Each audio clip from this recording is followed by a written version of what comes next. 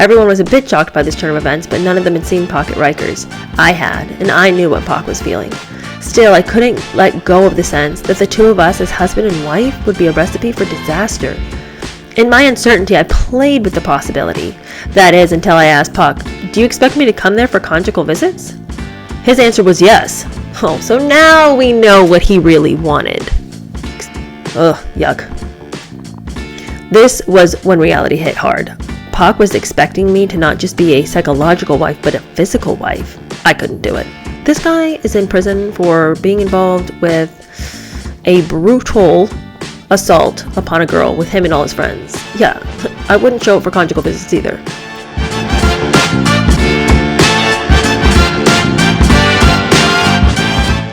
Hello, how are you? Welcome to my channel. My name is Jada, and we're doing another chapter of Worthy today. We are going to really just hit the high points of this particular chapter. It's a longish chapter, but it's not all interesting content. But there's definitely some things that I know you want to hear about, so we're definitely going to hit all of those. This chapter follows on the heels of her breakdown. She's changing her lifestyle up so that she can sort of get a hold of what's going on in her life. She realized in the last chapter that she needed to move back home, that living in LA was bad for her, and she needed to have a place of reprieve, and then she would fly to either LA or New York for auditions, but just to live there was not working out for her. So she realizes that. We start this chapter out by her having bought a farmhouse in Baltimore, but she's trying to renovate it. It's a nice property. The house is really small, very charming, but it needs a lot of work. So that's where we start. We're also going to talk about a really extremely abusive relationship she found herself in. And then also we talk about the way she handles things with Tupac when Tupac ends up getting sent to prison for abuse. And then we're going to end it with her and Will and how she and Will got together. Okay, let's just get into this. If you would like, comment, and subscribe, that would be awesome. Okay. Chapter 10. It's called Trying to Find My Footing. She says that she had, like I mentioned before, bought this farmhouse in Baltimore. And she said that she was doing these renovations on it, but it was taking a little bit of a long time. But one reason she really wanted to move back to Baltimore and back to the East Coast is that her mother's doing way better now than she's ever done in Jada's entire life.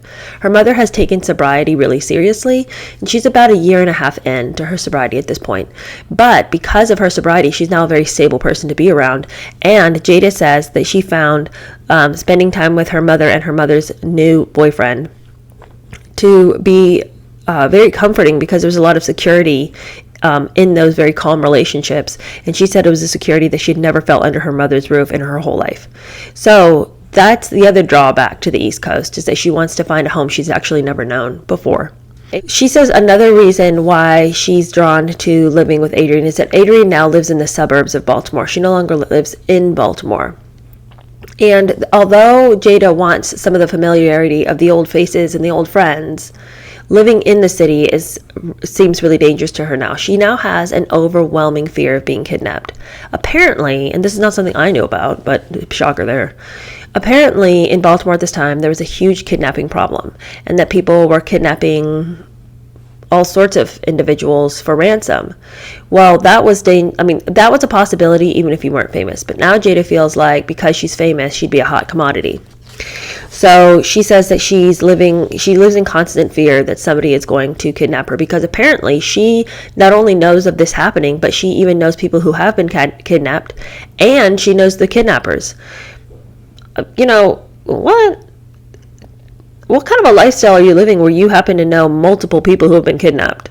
And not only that, but you know the people who are doing the kidnapping? I mean, that is almost unbelievable. Now, she says that, along with the anxiety of always being afraid that she's going to be kidnapped when she's in Baltimore, she says that this period was a time when she was taking Prozac. And because she was taking that, she decided it was time to stop drinking. So she resolved to stop drinking or using mind-altering substances. She also decided to avoid dating and to concentrate on getting her act together. She said this was the best way that she knew to get well and to find her footing again. Well, that's definitely true. I mean, if you consider how heavily she was drinking, how many drugs she was using, and her dating method, if you just stopped those things, I mean, her life would have seemed exponentially better. Now, she says at this time, she's trying not to date anybody, right? She's trying not to, just hook up and everything. She sees that is problematic to a peaceful existence. But Dwayne Martin is constantly trying to hook her up with Will Smith. This is a continual thing. Remember, it was Dwayne that told her initially, hey, Will wants to come talk to you. Will wants to make you his girlfriend on his show and all of this. And now again, Dwayne's like, hey, I know that you're living this weirdo hermit existence where you don't come out and drink and all this, and you don't party anymore, and you don't date anymore, but why don't you come and meet me and my girl down at this place called Baked Potato, and come hang out with us. And then he said as an afterthought, oh yeah, I think Will Smith might join us when he gets done with work. Well, she had been being a bit of a hermit of late, but she felt like it would be rude to rebuff this invitation because they had clearly chosen a place that was close enough to her house that she could walk to make it convenient for her. So she felt like she had to go, so she went. Well, she found that she actually really liked Will Smith. She said that even though she'd always thought he was just kind of like this, goofy doofy, as it turned out, he was actually a very gifted conversationalist. She said he was highly intelligent, well-read, and had a contagious passion about a wide range of subjects. She said he could talk about all sorts of things, and he was really funny, and he seemed to have a level of stability that was really refreshing.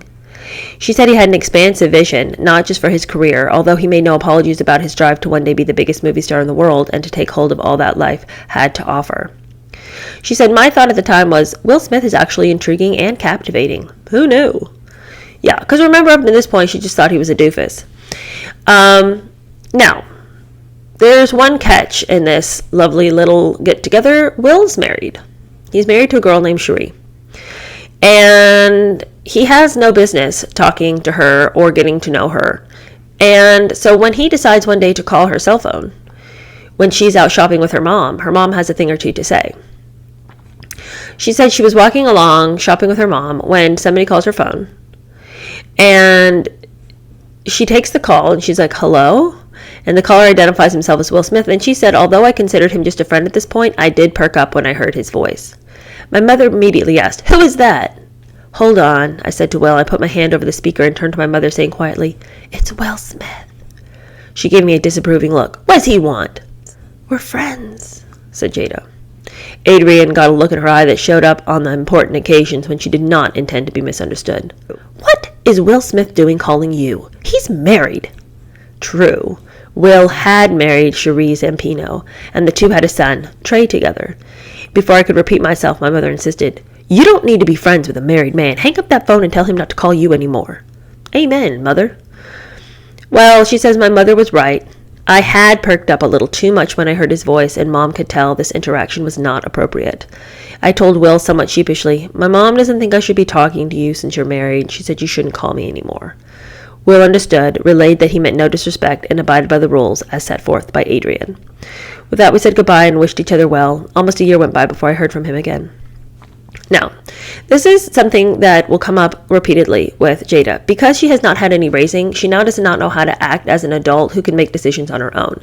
So her mom tells her what she needs to do now that her mom feels like doing some parenting.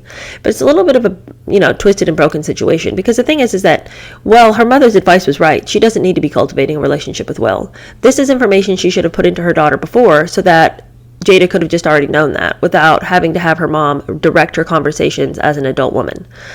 And what I find annoying about the way that Jada talks about whenever she makes a moral choice is that it always feels like Jada is play acting morality whenever she decides to make a good choice. Like, my mother was right. I had perked up a little too much when I heard his voice, and my mother could tell that this interaction was inappropriate. It's like, I just don't understand this because, this is a person who is wilding out in a exaggerated way all the time. And then suddenly she's got this fine-tuned conscience. I know that her mother is the one who was like nudging her towards the appropriate decision here, but just her response seems so like cosplaying the good girl. I hope I'm making sense with that. Anyway, she goes on for a long tear about how professionally, even though she was down in the dust, taking her Prozac and not going out anymore and just trying not to have another breakdown. She wants you to know that her professional life continued on as though, she didn't have any problems, because she didn't let anybody know she was having a breakdown or was receiving medication for it, or that she had taken a hiatus from the crazy life. Anyway, it goes on and on and on, and I have to tell you, it's not at all interesting. Even when she starts talking about how Prince wanted to meet her and all this, I just could not care less. So, moving on from that. Now, she said that at this time, she had really made a pact with herself that she was not going to date anybody. Just no, it's over. I need to take a minute to learn to love myself, and all this. So she's taking her minute to learn to love herself. And she says that at this time, even though she'd been taking a sabbatical from dudes, that she got a phone call that piqued her interest. She says in this era, Hollywood introductions were often made through publicists and managers. Was she in Hollywood in the 1940s? Okay. Anyway, apparently that's how deals are made. And she said that from her first meeting, Lance seemed very focused on locking me down. She said he came with gifts, trips, and compliments galore, accompanied by the declaration of his desire to have a child with me. She barely knows this guy. Can you imagine how crazy that would be if you're on date 2 and the guy's like, so, babies, are you interested? I'd be running for the hills. She said this guy hardly knew me, and though I made it clear that I was not interested at all in a serious relationship, he persisted. He wasn't hearing me, to the point where he asked me next to meet the child he already had. This guy sounds like trouble in a bucket. And she's like, actually, I don't really know you that well, so I don't know if it's a great time to start introducing me to your kid, so let's just hold off on that one. And he just kept on thinking that if he just completely love-bombed her and was over the top with everything, eventually she would take the bait. Well, he was right to think she would, because once again, she has had no raising, and she can't see when the red flags are waving. He told her that he wanted to pay for the renovation of her farmhouse in Maryland. This guy doesn't even know you. How in the world are you going to see this as anything more than him just trying to rope you in? There's nothing in this world for free, Jada. And so his gesture was tempting, but she did say that his generosity, though admirable, just felt like an entrapment to her.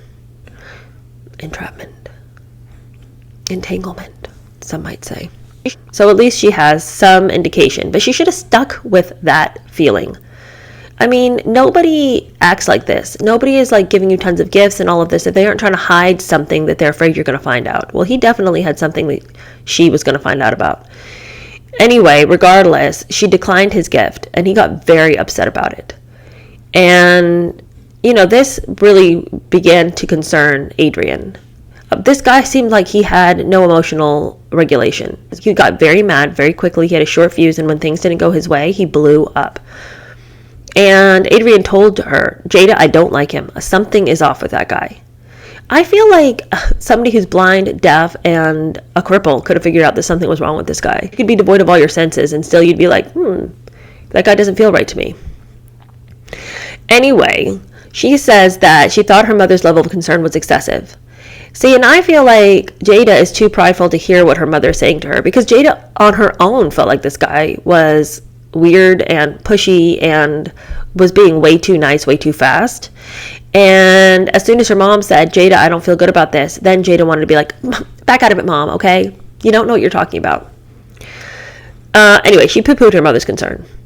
And even though there was a gnawing inside her that told her that her mother was right, she just decided that since that was her mom's opinion, she was going to blow right past it.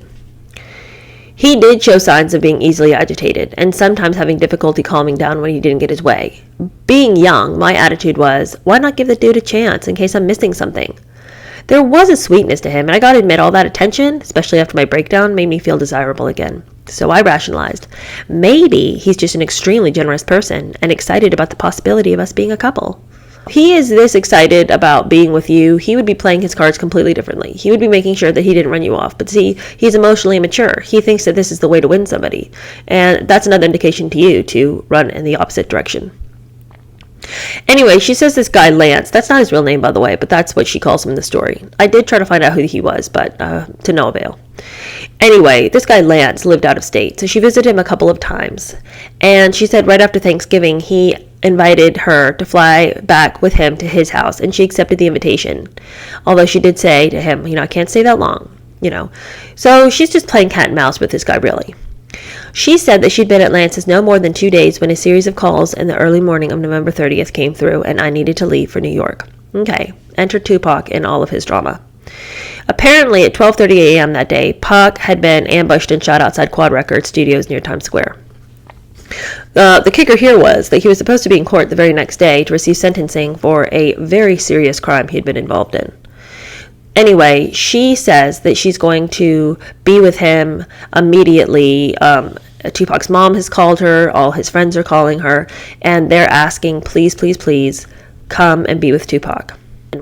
She says that Pac was due in court the following day on December 1st on an ongoing sexual assault case stemming from an incident in November 1993. She said that Pac had at one time tried to explain to her what had happened and why he was being taken to court on these charges. And she says, as the conversation turned to his latest legal concerns, Pac looked at me with sincere intensity and said, I need to explain to you what happened, how I got this case. He didn't get very far into the story before I stopped him, holding up my hand and looking at him with the same intensity. Listen, I don't need to hear the details. All I know is that if Tupac Shakur is ever in a room with any girl under any circumstance, she should always feel safe, no matter what.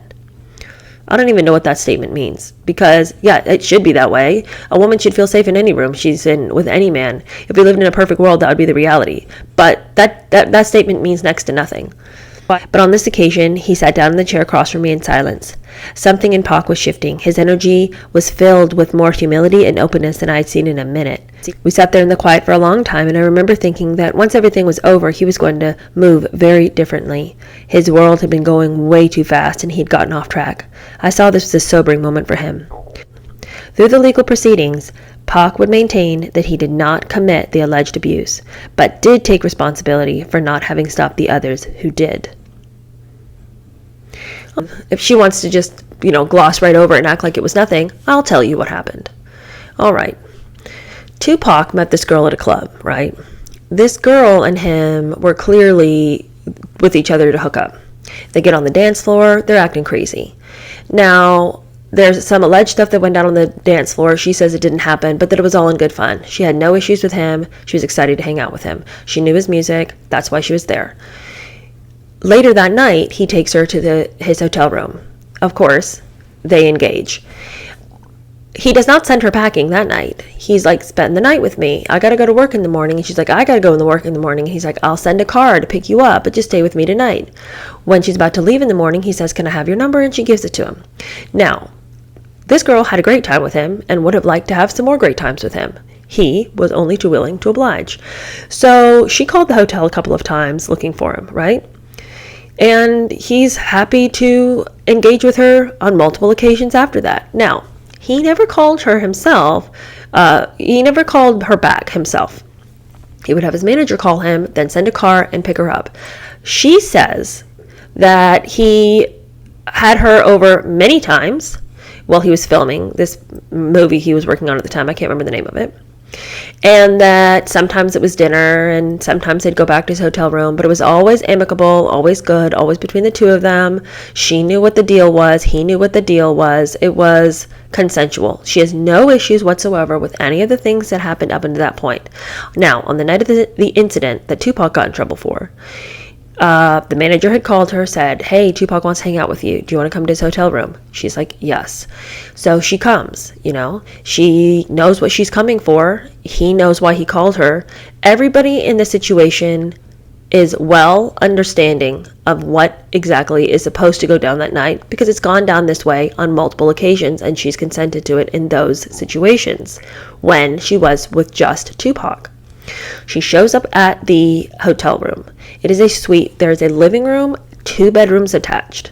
She hangs out with the guys for a while. Then Tupac says, I'm tired, let's go back to my room.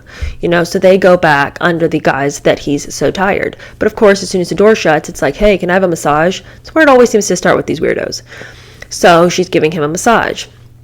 Throughout this engagement, it's just the massage and all this, but she is straddling him. Now, at one point, he grabs her by the back of the head and has his hands tangled up in her braids.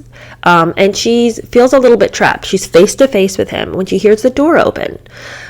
Who's coming in, she thinks to herself, but she knows these guys. And also, she's not very, I would say, she's not embarrassed about why she's there. They knew why she was there. She understands the situation. She's not like trying to hide the fact that she and Tupac are engaged in some activities right here. But she just thinks this person forgot something in the room and came to get it. Whatever, they'll be going back out. But the person doesn't go back out. And every time she tries to turn her head to see who it is, she's not being allowed to do so. But then, not just one guy's coming in. Now all the guys are coming in from the living room. And as much as she's struggling to see what's happening, she's being held in place by Tupac. But she's eyeball to eyeball with him. And she's like trying, because he's pulled her head down, to his so that he can control her so that she can't fight and get away. Anyway, in the course of this event, all of these people have their turn with her. That was not the agreement. And so he says to her, his excuse is, I really like you. I think you're really beautiful. Thought I'd share you with the guys. Well, that had never been something she'd agreed to. She ends up getting out of there. She is furious with him. When it's all said and done, all the guys are gone. She's trying to put herself together. Her clothes are completely destroyed. She is a complete mess. She's been used and abused in every possible way. She's screaming at Tupac, how could you let them do that to me? He says, get this B out of here, and, sends her packing. Well, she goes down in the elevator, and when the doors open, hotel security sees her, asks what happened, and she tells them what happened, and they end up getting Tupac and all his friends. Well, Tupac is the only one who ends up being sentenced for this crime. His issue was, I didn't do anything to her. These other people did something to her. So why am I the one that's trying? I'm taking the hit for this. It's because of who I am. I'm used as a scapegoat. That's what this is. Why am I the only one that's seeing any of this? And I didn't even abuse her. It was all these other people. Whatever, man. You created an environment where this was an appropriate way for you and your guys to act. And he's like, oh, she didn't have any problem with it all the other times, so how can she never said she had a problem with it any of the other times. And she also never said she had a problem with you initially. It's the inclusion of all your friends, you weirdo. Anyway, that's what really went down, okay? So enough already with Jada trying to act like, my good old friend Tupac, always so misunderstood, it was a humbling experience for him, but anyway, blah, blah, blah, blah, blah, it's all over, just whatever. It's like, no, there was like real serious crimes against people committed here, and you need to stop defending people like this or glossing over it or acting like it's hardly even worth mentioning. Kind of, it's a huge thing worth mentioning, because you yourself, Jada, have said on multiple occasions that Jada's philosophy about women was there's good girls and bad girls, and you can treat the bad girls however you want. Doesn't even matter. If they don't respect themselves, you don't have to respect them. And that is trash way to view another human. They might not know their worth. They have intrinsic worth because they're humans and they've been made in God's image. You don't get to treat people however you want. However it comes into your pretty little head, whether they know their value or not, you treat people with dignity, right? That's the way the world can continue to function at any kind of peaceable level. As soon as we start saying there's some people that you can respect, but there's some people you don't have to, welcome chaos and degradation. Anyway, that's the Tupac story that she doesn't feel is important for you to know, but I think it's important for you to know. Anyway, the big issue here is that now he's got to go to court, and now he's being sentenced, and so she goes there to be with him. She says that when she told Lance that she was going to go and be with Tupac, to be with him, Lance got all upset about it. It's like, how dare you go be with this other guy? He uses some colorful language there. And she was like, hey, look, he's my friend. It's not a romantic relationship. I have to be there for him. And if that's a problem for you, then you're just going to figure it out. But I'll be back. Don't worry, okay? Just got to be there for my friend. So she goes, but she knows that it's kind of like, this is always going to be an issue between her and Lance. He's not going to like the Tupac element in her life. Okay, so she flies over there. Pac is out of surgery at Bellevue. But of course, there's the looming questions of who had ambushed him and why he had been ambushed and how and all of this. Now, it seems to me, and this might just be a complete and total conspiracy, but wouldn't it stand to reason that if he was going to be sentenced on charges that he felt like were not fair or right, then he might have arranged for himself to be shot right before he's supposed to go to court? Who knows? But they did shoot him in the groin, which seems like perhaps a miscalculation there if it was a conspiracy. So I would say that who knows why anybody was shooting anybody. Anyway, she says that when she got there to New York, the whole thing was surreal. She said she'd never seen Tupac so vulnerable. There was nothing that I could do or say to make it all better. He was in pain while dealing with an intense court case, on top of a very serious attempt on his life, along with the media circus. All I wanted to do was hug him, and I couldn't. She said everything was chaotic. Nobody knew where to turn. And also, what were they going to do about where he could stay until all of this was settled? She thought perhaps he could stay with her, but then everyone was like, oh, you'll be the first house where people would look if they're going to come after him. It can't be you. So then they turned to her friend, Jasmine Guy from her show. Jasmine Guy apparently was a stone cold ride or die. So they turned to her, and Tupac was going to stay with her. She says, in the courthouse hallway, I said our goodbyes without knowing when we would see each other. She said everybody had their marching orders. A part of me felt absolutely useless. That hurt, but it was best for now, so I decided to go back to Lance's house. At least I'd be distracted. Yeah. Okay, so then she launches into this story that you may have already heard because this was one of those stories that came out about the book and everybody was talking about it. This is the most ridiculous story I've ever heard.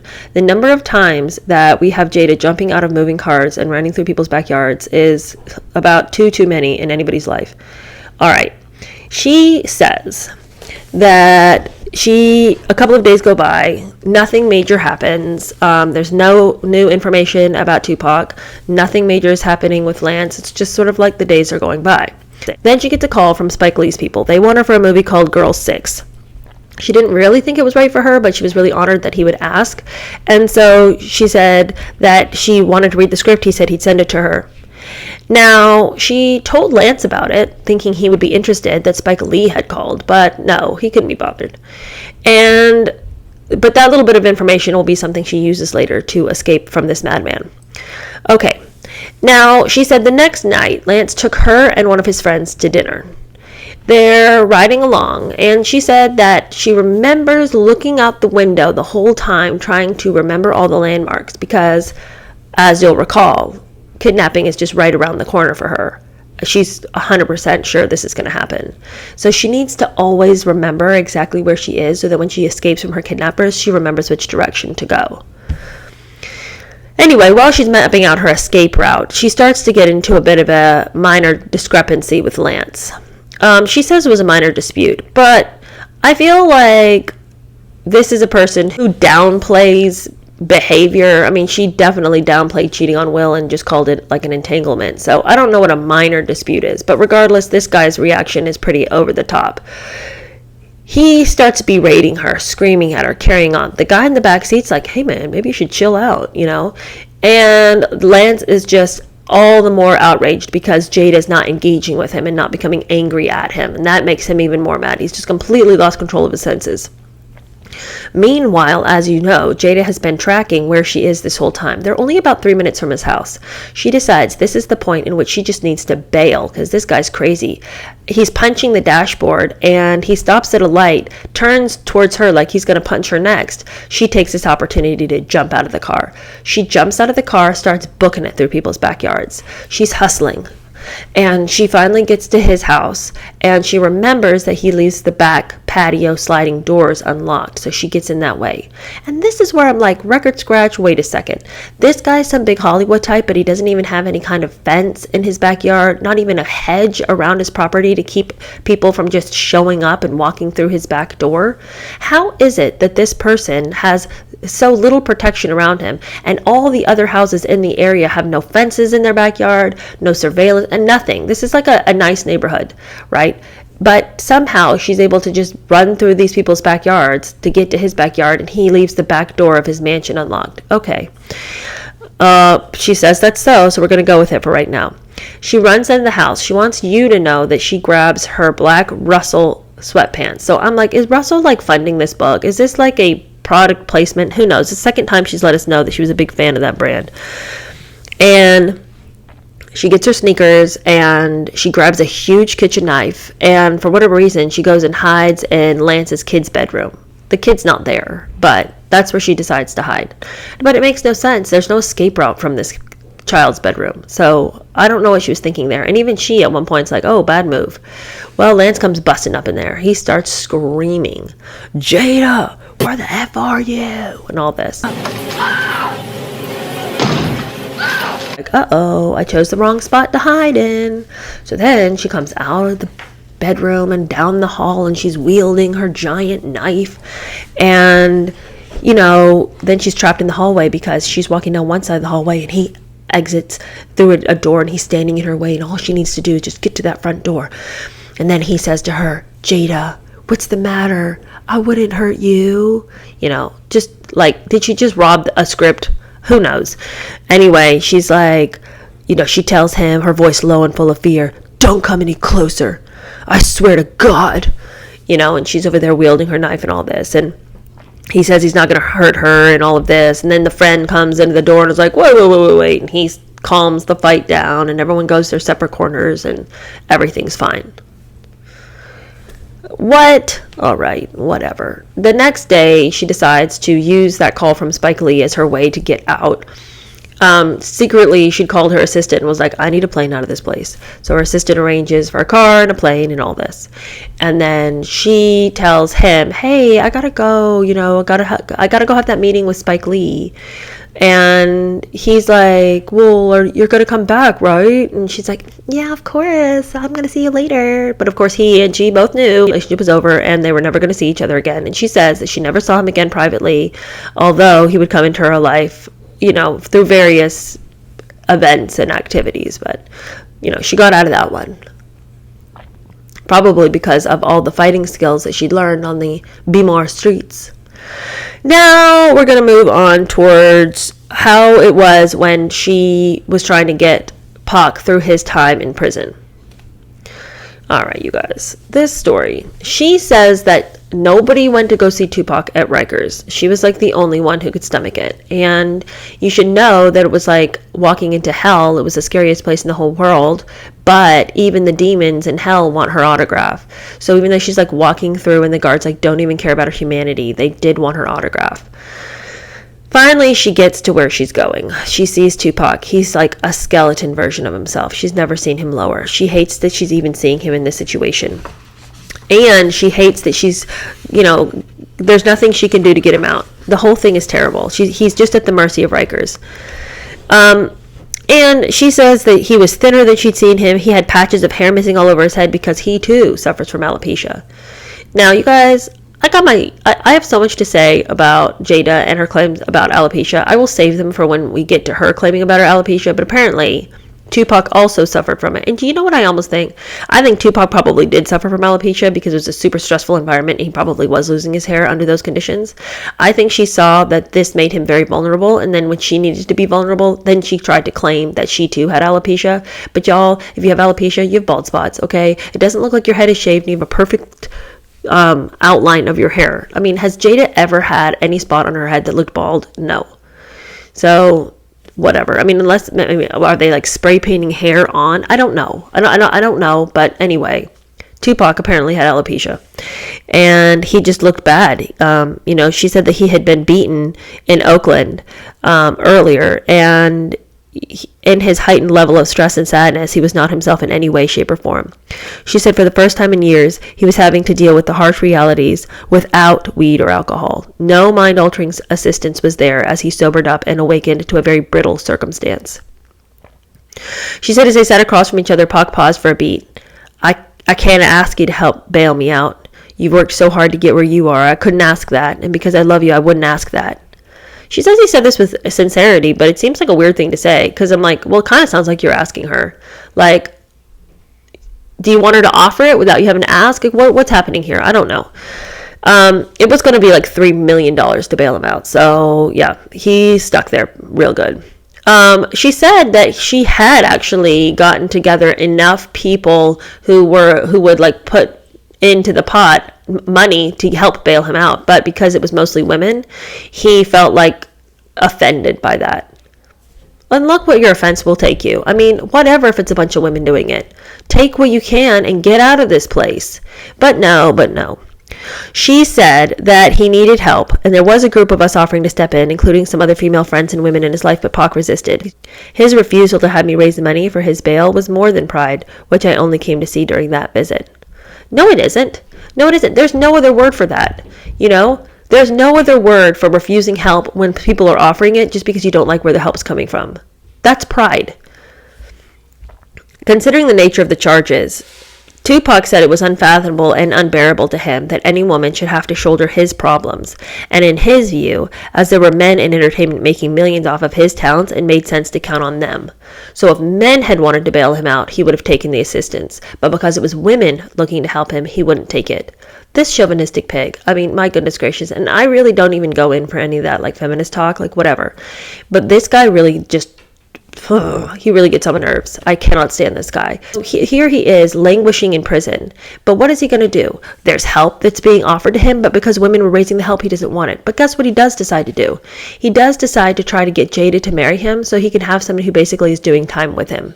Right? Doesn't care about Jada. He doesn't have a romantic desire to be with Jada. Never has. I know they're friends and all, but he's trying to figure out some way he can manage in here.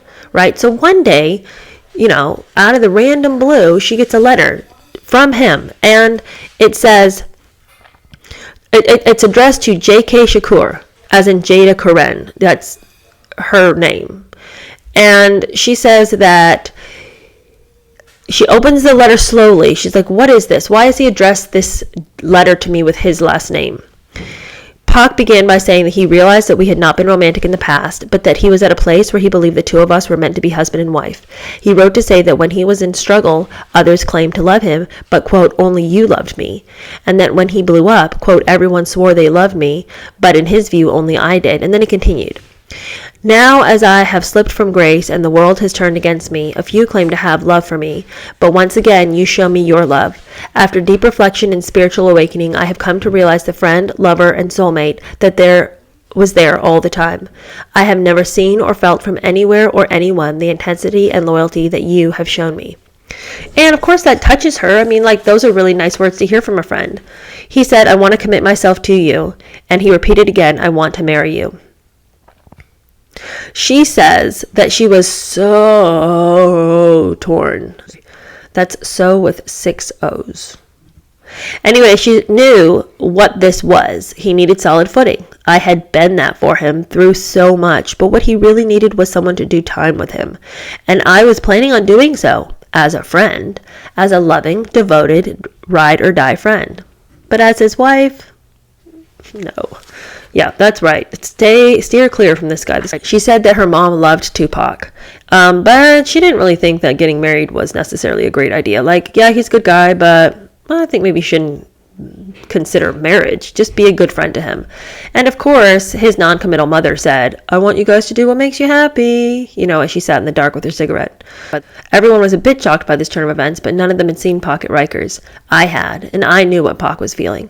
Still, I couldn't let go of the sense that the two of us as husband and wife would be a recipe for disaster. In my uncertainty, I played with the possibility. That is, until I asked Pac, do you expect me to come there for conjugal visits? His answer was yes. Oh, so now we know what he really wanted. Ugh, yuck. This was when reality hit hard. Pac was expecting me to not just be a psychological wife, but a physical wife. I couldn't do it. It took some difficult conversations, but eventually Pac and I got to a place of acceptance. This guy is in prison for being involved with a brutal assault upon a girl with him and all his friends. Yeah, I wouldn't show up for conjugal visits either. Here's what I know. Pac wanted me as a wife to get him through his jail sentence, but not for a lifetime. He didn't know that then, not while he was behind bars, but I promise you, once he got out of jail, he was glad he didn't marry me. Apparently on February 8th, he was sentenced in court to serve from 18 months to 4.5 years. And he apparently tearfully apologized to the victim while protesting that he was not guilty of the crime. How can you offer an apology if there's no reason to apologize? It's so ridiculous. And this is the problem that I have with Tupac. Every time I ever listen to anything he has to say, he's talking out of both sides of his mouth the entire time. But he thinks he's so smart that he can talk circles around everybody else and no one's going to catch the fact that he just contradicted himself 7 different ways. But anyway, he's supposed to go to some maximum security penitentiary in Dannemora, New York. And of course, everybody's shocked. You know, that's where they send terrorists, but that's where Pac went. On the same Valentine's Day of Pac's sentencing, the other big news, at least in the entertainment world, was that divorce papers had been filed in the dissolution of the marriage of Will Smith and his wife Cherie. Before the week was out, my phone rang while I was over at my Aunt Karen's house. A seduction began the moment I answered the phone. It was Will, cheerful, smiling audibly as he said, "What's up? Where are you?" "Baltimore," I told him, smiling audibly in return. I told him about the farmhouse I'd bought and was renovating. He didn't waste much more chit-chat before asking, "You seen anybody?" I paused. What else was there to say? No. "Good," said Will. "You seen me now." Oh, I thought, that's a bold approach. And nobody had ever stepped to me like that. My reaction was a schoolgirl laugh. Bold, downright is sexy. "Hit me up when you get back to LA. "All right," I said, defenseless. And I bet. Hook, line, and sinker. Well, there's another chapter right after this one, and I don't have time to record it today, but I am going to record it tomorrow. A little Thanksgiving surprise for you about the Savior Prince, as she calls him, chapter 11. It's a very short chapter, but it's very interesting. She acts crazy when she's with Will, so look forward to that. All right, I'll see you guys later. Bye.